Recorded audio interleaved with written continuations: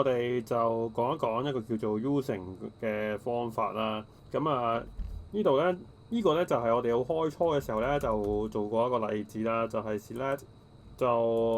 select 升啦，不如就 select 升啦，就 from 呢個 orders O 啦，跟住咧就 join 呢個 customer C。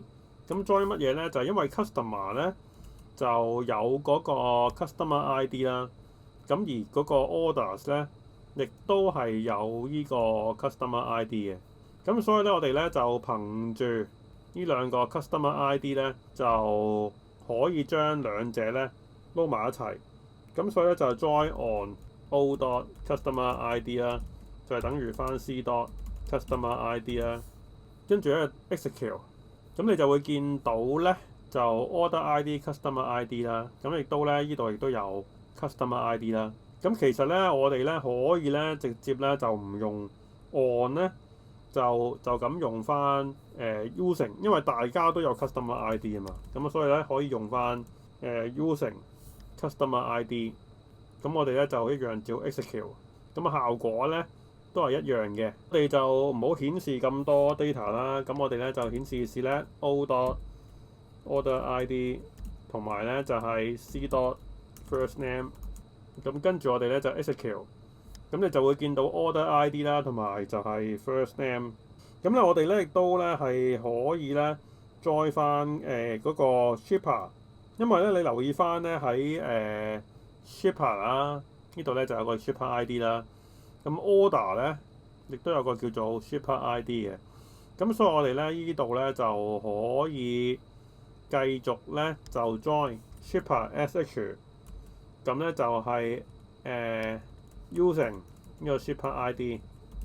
咁咧呢度咧我哋就打翻呢度咧就係shipper dot name。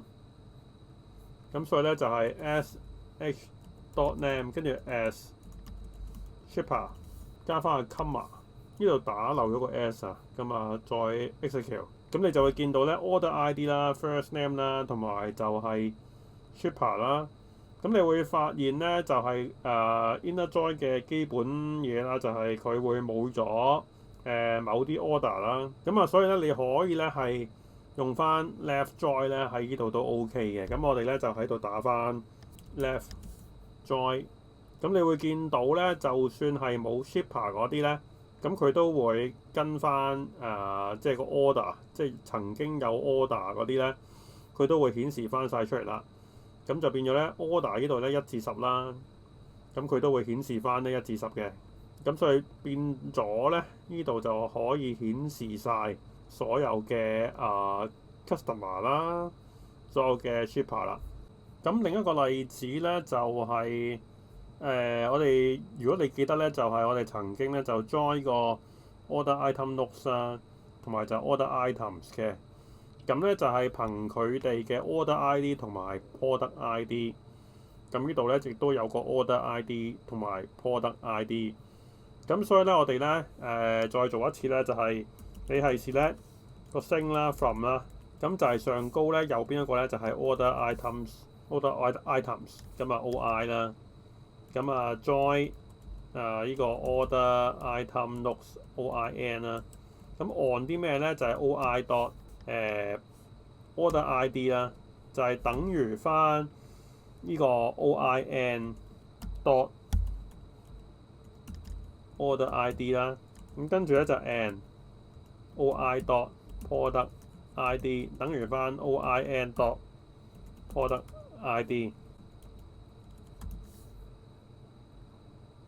咁咧你就會得出呢一個結果嘅。咁你就係將12呢度1212呢度咧都1212咁樣就合拼埋一齊。咁咧但係如果你用 using 咧，咁咧就簡短好多啦，因為大家都有 order ID 咧，同埋大家都有 product ID 咧。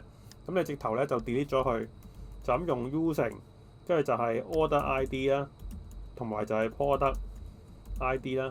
咁跟住咧，你再 execute 多一次咧，你會發現呢個結果咧就係一模一樣嘅。咁呢個咧就係點樣去用 using 啦。